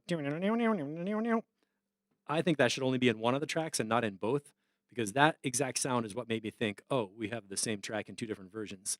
So I was a little confused by that, but these would totally fit together in a set or something. So let's wait till Saturday and hear if these get updated with what needs to happen. And it's 1:30, time for collaboration of Mindbender and Steve Knotts. And as I was saying at the beginning, the best way to start a collaboration is define, okay, here's our BPM, here's our key signature, and here's our chord progression. So if you have a chord progression, that's like a great place to start the idea of a track. And then you could realize those chords by picking your synths and having different instruments play different parts of the chords and kind of like fleshing it out with your sound design world. So let's start from the beginning. This is mostly Mindbender. He did the mix. He created the kick drum and sub bass line and the dub techno chords instrument. Then I took it and played a chord and did some effects, and then I added a pad synth and I made some sound design on the percussion layers. And gave those to him and he chopped up the stems. So that echo thing is like a sound I made. Doesn't matter who did what, I'm just giving you a feel of like where it came from.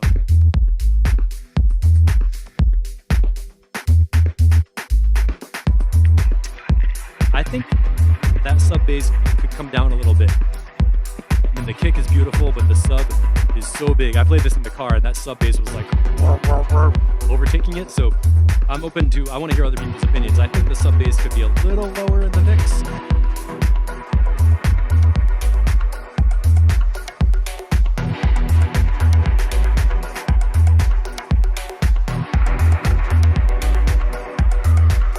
Oh, Ian, good, thank you. So second track was used to make the melody. You added shit like okay.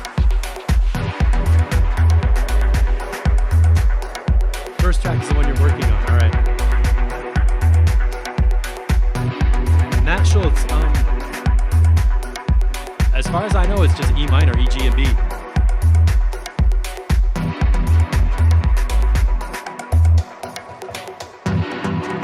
That's the E minor chord.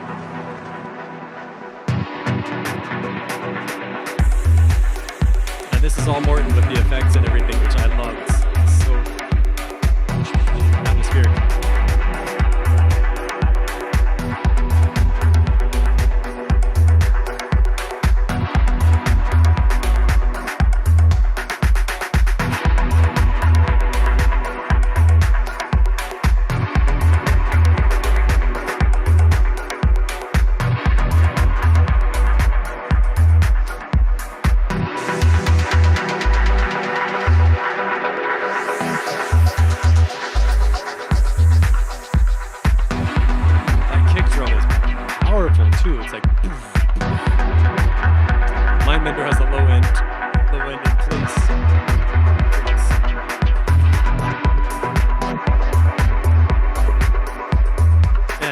Thanks for the comments on this. Those are some good feedback tips on Discord.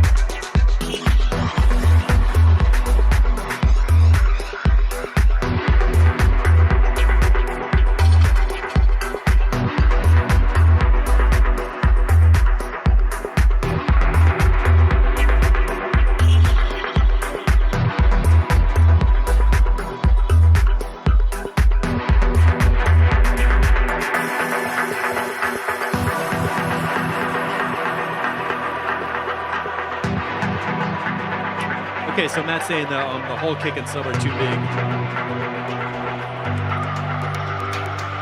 That's a bit of the progression of the bassline changes, yeah. Let me try taking the low end down with the low EQ.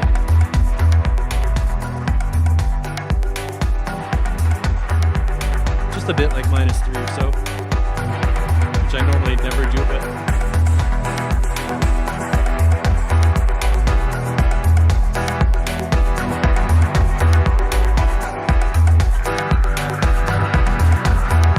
there was one comment that one of those sounds is a little screechy. That might have been just right there.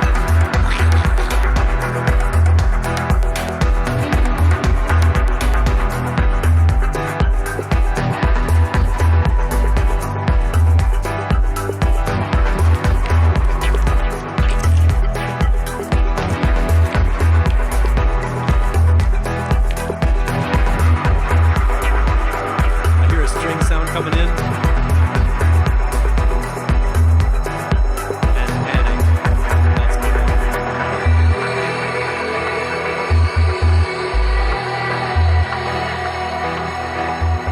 Oh, Morton, thank you.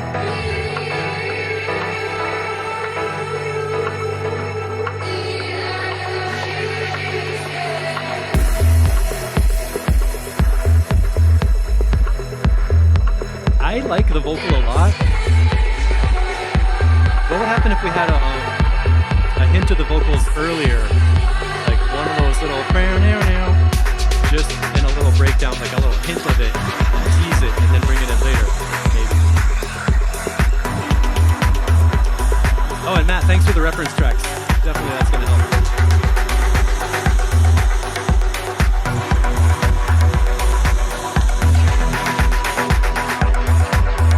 Yeah, man, you're probably right. You're definitely right that on small speakers, the sub is going to be just invisible.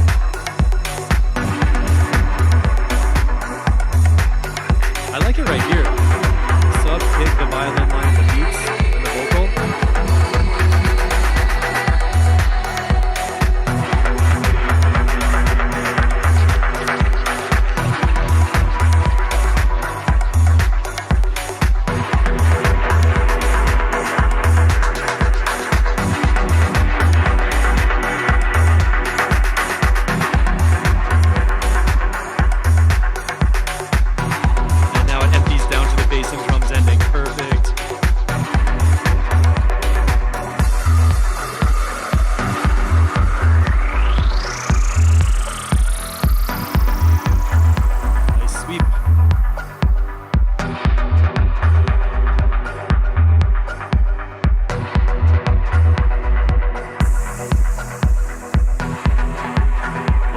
I love what you did with this. It just totally went to a much better place compared to where I started with it and what's happening.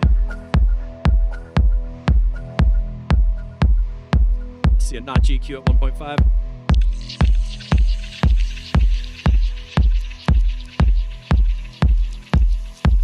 Oliver, good point. There's a lot of genres where it doesn't really matter if little laptop speakers are missing it. In fact, if you play reggae on a laptop, you're going to miss the whole bass line. Super, super duper. So,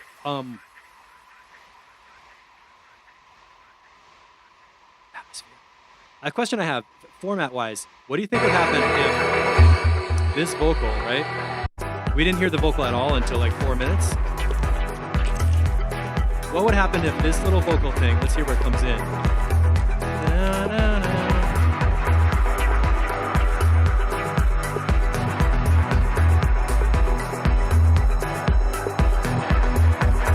I love the strings.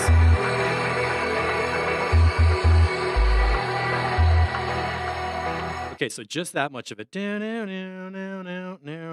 What would happen if that came in like around here?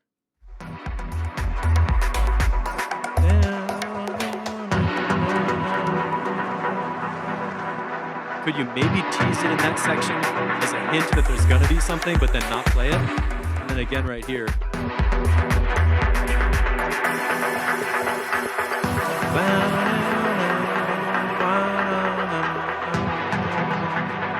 I would try that, like the first half of that vocal phrase, and then throw it into an echo, and tease it and not play it.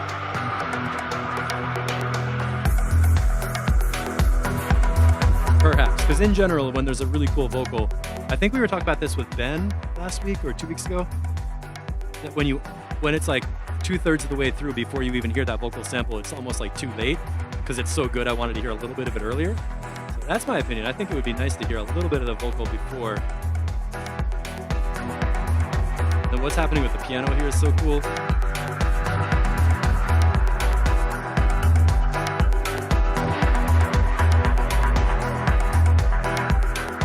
Cool. So I am super happy with this. It's amazing. And we just sort of got this idea like last week, I think on Sunday, like, hey, you want to work on a track? Yeah, sure. I sent him some stems and he turned it into like wonderland of low-end echo effects and everything. Super cool. All right, got a conversation going on about dub and bass lines. So while we're listening to the rollout on this one, anybody who made it to the very end, here's what you can do to get involved. First step is download Discord for any device. Go to discord.com, downloads page. It's free for OS X, PC, whatever. Discord is a separate program, just like Skype and Zoom, that you install on your machine. You set up a user profile, whatever, and then it's like a chat app or a video sharing, video conferencing thing, kind of like that. But it's all about having threads, comments, channels, topics, and a place to hang out and talk about stuff. No ads, dark theme. You can even upload audio. We expanded our server so you can upload a direct audio file right away to share some beats, share a drum loop, share some samples, or some of these sound effect swirls. Anybody who wants to export a couple of sounds and share them, there's a channel for that. It's called Presets, Effects and stuff. Thanks, Matt. And I love it when people share presets and everything. It makes it so much fun. It really literally sparks an idea to make me get up and make a track where otherwise I might be lazy or something, which is what happened from this track. Morton shared a dub techno chords preset. I grabbed it to play with, turned it into something, gave it back to him. He turned it into this mix, and it's just like, hey, we shared some ideas and it turned into music. And that is what it's all about. So anybody who's new and watching, download Discord, set it up, join the Mixitecture Discord server.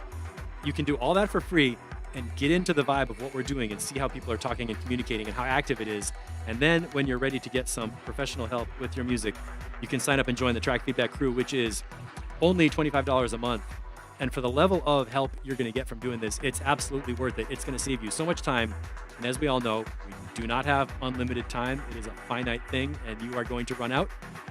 We don't know when, but don't mess around. We don't have time. And even more than time itself is just the emotional energy that you can waste when you get sucked into a bad headspace with your own music. It can take a long time to get out of that. And people sometimes have to do some pretty extreme maneuvers to get out of bad vibes. Everybody's got vibes. So when you're part of a crew, a producer community, you can bring your track and be totally open and be like, look, I don't know if this is good enough, and share it. And we're all going to come in and be like, yes, it's 99% good enough. Here's what you need to fix. and then stop complaining and put it out. Not like stop complaining, but don't let your mind tell you stupid shit about your music. Most of the time, everybody comes with tracks universally that are better than you think. And it's the producer community who's going to give you that boost and say, look, it's better than you think. Don't be obsessive about that one detail. The part you're worried about doesn't matter. The part that's good is so much better. You just kind of forgot how good it was.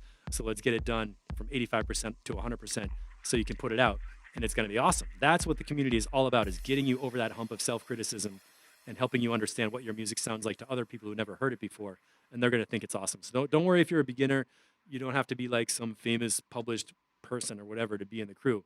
You just have to be willing to take constructive criticism, update your tracks, come back every week, share them, and give your opinions to other people. Because believe it or not, even as a beginner, you listen to music. If it makes you tap your foot, it's good. If not, it needs some help. So your opinion is going to be valid and valuable, even if you're just kind of a rookie. So that's what it's all about. We got some tips. Morton probably knows what to do already. Thanks everybody for hanging out.